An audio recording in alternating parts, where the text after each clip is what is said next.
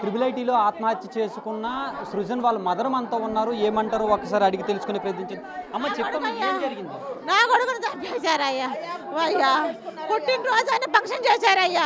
10:30కి భోజనం video call చేశాడయ్యా. భోజనం తింటున్నాడయ్యా.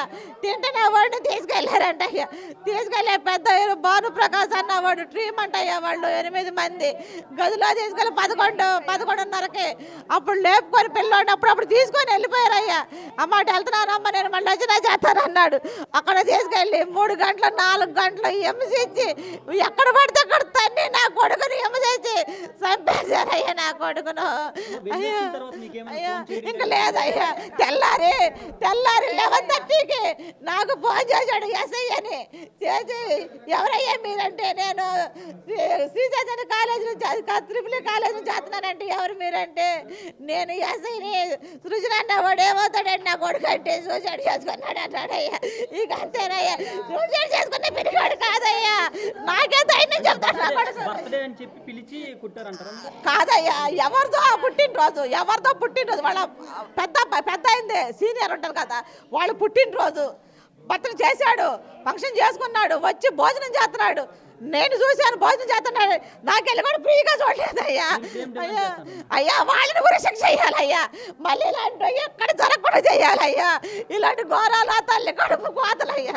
అయ్యా నా కడుపు కోత కోసినట్టు ఆ బిడ్డల కోత కూడా ఉంటుంది అయ్యా. ఇలాంటి నా కొడుకులు రావడం నా కొడుకులు బతకనే కొడతాయ్యా. సూసైడ్ చేసుకోవాలయ్యా. నా కొడుకులు చంపిన వాళ్ళని సూసైడ్ చేసుకోవాలయ్యా. అయ్యా వాళ్ళు చంపేదయ్యా. అది చూస్తున్నాం కదా, ఖచ్చితంగా సృజన్ని దాడి చేయడం వల్లనే అతను ఆత్మహత్య చేసుకున్నాడని వాళ్ళ మదర్ కూడా ఆరోపిస్తున్నటువంటి పరిస్థితి. ఆమె కన్నీరు మున్నీరు అవుతున్నటువంటి పరిస్థితి. వాళ్ళ ఫ్రెండ్స్కి బర్త్డే చేసి ఆ తర్వాత హాస్టల్కి వచ్చి తింటూ ఉన్న సమయంలో ఈ 8 మంది ఎవరైతే ఉన్నారో వాళ్ళందరూ కూడా ఫోన్ చేసి రమ్మన్నారు. ఆ తర్వాత అప్పుడు వెళ్ళిన తర్వాత అక్కడ చిత్రహింసలు పెట్టారు అని చెప్పేసి కూడా వాళ్ళ మదర్ ఆరోపిస్తున్నటువంటి పరిస్థితి. వెళ్ళడానికి ముందు అమ్మ నేను ఇలా వెళ్తున్నాను అని చెప్పేసి కాల్ చేసి చెప్పాడు. ఆ తర్వాత రిటర్న్ వచ్చిన తర్వాత మాత్రం ఏమీ చెప్పలేదు. మళ్ళీ తర్వాత రిటర్న్ కాల్ కూడా లేకుండా పోయింది. ఒక రకంగా చెప్పాలంటే ఇది హత్య అని చెప్పేసి ఆరోపిస్తున్నారు. ఎవరైతే 8 మంది ఉన్నారు, ఈ 8 మందిని కూడా కఠినంగా శిక్షించాలని చెప్పేసి కూడా వీళ్ళు డిమాండ్ చేస్తున్నటువంటి పరిస్థితి. శ్రీకాకుళం జిల్లా ఎచ్చర్లలో చదువుతున్నటువంటి ట్రిపుల్ ఐటీ స్టూడెంట్ సృజన్ అనే స్టూడెంట్ నిన్న సూసైడ్ చేసుకున్నటువంటి పరిస్థితి.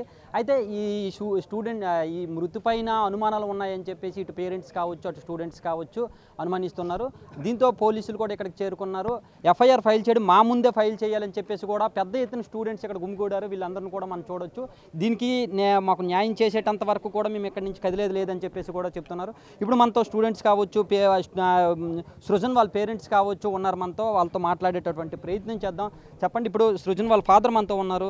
చెప్పండి, అసలు మీకు ఏంటి ఆత్మహత్య పైన మీకు ఎలాంటి అనుమానాలు ఉన్నాయి? ఇది ఆత్మహత్య కాదండి. 11వ తారీఖు మా బాబుని 11 గంటల నుంచి తెల్లారి 3 వరకు 9 మంది కలిసి చిత్రహింసలు చేసి కొట్టి చంపేశారండి. అది అంటే మీరు అలా చంపేశారు అని చెప్పేసి మీరు ఎలా చెప్పగలుగుతున్నారు? ఇక్కడికి వచ్చిన తర్వాత స్టూడెంట్స్ అందరూ కలిపి చెప్పారు. కాలేజీ యాజమాన్యం కూడా అదే చెప్తుంది. వాళ్ళని అరెస్ట్ చేశామని, పోలీసులకు అప్పచెప్పామని చెప్పారు. అసలు ఏ విషయంలో కొట్టాల్సిన అవసరం ఏ విషయంలో వచ్చింది? ఎంక్వైరీలు తేలాలండి. అది క్లారిటీ అయితే రావట్లేదు. మీ అబ్బాయి ఇంతకుముందు ఏమైనా నాకు ఇలా కాలేజీలో ఇలా ఇబ్బంది జరుగుతుంది, లేకపోతే ఎవరైతే సీనియర్స్ స్టూడెంట్స్ ఎవరైతే ఉన్నారో కొట్టారని చెప్పేసి మీరు ఆరోపిస్తున్నారో వాళ్ళ నుంచి ఇబ్బంది అవుతుందని ఇంతకుముందు ఎప్పుడైనా చెప్పడం కానీ ఏమైనా జరిగింది? ఎటువంటిది ఇంతవరకు చెప్పలేదండి. అట్లా చెప్తే మా అబ్బాయిని అసలు పంపించే వాళ్ళమే కాదు, క్యాంపస్కి రాలేదు. ఇదే ఫస్ట్ టైము.